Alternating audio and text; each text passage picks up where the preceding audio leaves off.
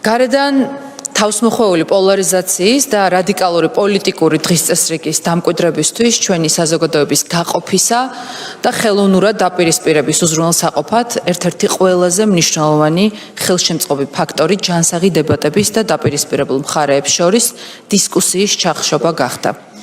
აღნიშნულ საკითხთან დაკავშირებით საქართველოს პრემიერ-მინისტრმა ირაკლი კობახიძემ ვრცელი განცხადება გააკეთა, სადაც დეტალურად განმარტა, ვინ იყო ამ ინიციატორის ავტორი, შემსრულებელი და რას ისახავდა მიზნად გეგმა, რომლის განსახორციელებლადაც უცხო ძალების მორჩილმა კონკრეტულმა სუბიექტებმა მხოლოდ ნაწილობრივ მოახერხეს.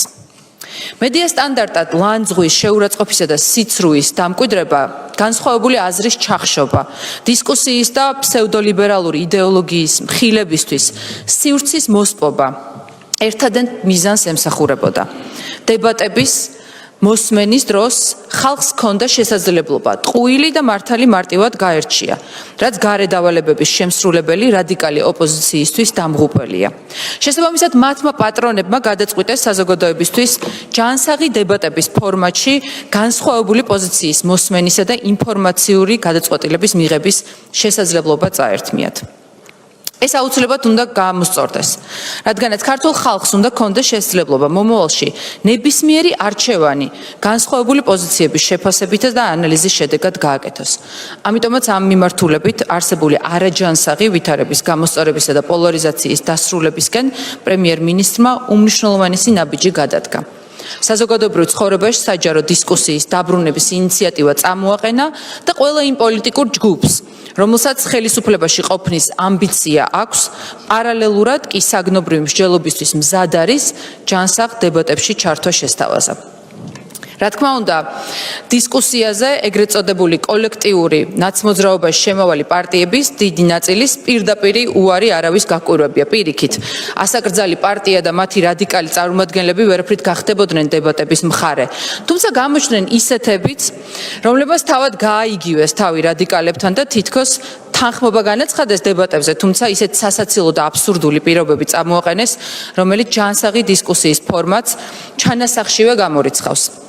იმის საილუსტრაციოდ, როგორ ეკრის მოლეკულასავით დედაპარტიას გახარიების პარტიის წარმომადგენლები, მათი ერთ-ერთი მედია საშუალების შემოთავაზებულ დებატებში მონაწილეობაზე თავდაპირველად მზაობის გამოთქმა, თუმცა მოგვიანებით საკუთარი პირობის უკან წაღება ძალიან კარგი მაგალითია.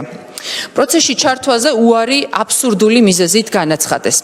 მათი დასახელებული მიზეზები, რომ თითიდან გამოწვეულია, ისიც მეტყველებს, რომ თავიდანვე კარგად იცოდნენ, როგორ ფორმატში, ვისთან ერთად უნდა გაემართათ დისკუსია. ეს კი მათ ფსევდოარგუმენტებს ყველანაირ საფუძველს აცლის. ბუნებრივია, ერთადერთი ახსნა, რის გამოც ამ პოლიტიკურმა ძალამ უკან დაიხია და დებატებზე უარი განაცხადა, მათი გარე პატრონების გადაწყვეტილება შეიძლება იყოს. მათი ვისთვისაც პოლარიზაცია და საზოგადოებაში დაპირისპირება აუცილებელი პირობაა ამ ქვეყანაში არეულობის დასაორგანიზებლად. შესაძლოა გახარიას პარტიის წარმომადგენლები ვერ ხვდებიან, თუმცა მათმა პატრონებმა კარგად იციან, რომ დებატების და დისკუსიის ფორმატში სიმართლეს ვერსად გაექცეოდნენ. ამიტომაც ფსონს კვლავაც გაურკვევლობაზე, რადიკალიზმზე და ხელოვნური პოლარიზაციის გაღვივებაზე აკეთებენ. მინდა საზოგადოებას შევახსენო, რომ ეს არ არის პირველი შემთხვევა, როდესაც ადგილობრივ აგენტურას გარე პატრონები ჯანსაღ დისკუსიასა და დებატებს უგრძალავენ. დებატებში კი არა, არჩევნებში, დემოკრატიის ამ აუცილებელ პროცესშიც კი არ აღებინებდნენ მონაწილეობას.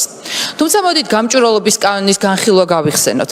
პირდაპირი დირექტივები ჟღერდებოდა, რომ შინაარსის განხილვაში შესვლა ქართული ოცნებისთვის იქნებოდა სასარგებლო. მეტიც, 2024 წლის ნოემბერ-დეკემბერში განვითარებული მოვლენების პარალელურად კარგად გვახსოვს ორი ადამიანის თანხმობა პრემიერ-მინისტრის შეთავაზებაზე, რომელიც დებატების გამართვას გულისხმობდა, თუმცა მათ წინააღმდეგ აგორებული ბულინგის კამპანიის და ზეწოლის ფონზე დისკუსიაზე უარი ათქმევინეს.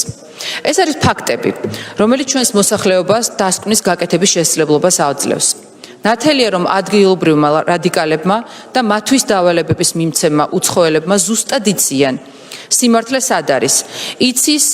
ისიც იციან, რომ არგუმენტირებულ მსჯელობაში აუცილებლად დამარცხდებიან, ხოლო ის, ვინც ამდენს ვერ ხვდება და დამოუკიდებლად პატრონებთან შეუთანხმებლად რაიმე გადაწყვეტილებას მიიღებს, ჩემი მიერ ზემოთ ნახსენები ორი ადამიანის ან გახარიას პარტიის წარმომადგენლების ბედს გაიზიარებს. უნდა თუ არ უნდათ საკუთარ გადაწყვეტილებაზე უარს ათქმევინებენ და სიტყვას გაატეხინებენ. ასეთია იმ ხალხის ბედი, რომლებიც საკუთარი ინტერესების მსახურის ნაცვლად უცხო ძალების უპირობო მორჩილებას ირჩევენ. მადლობა.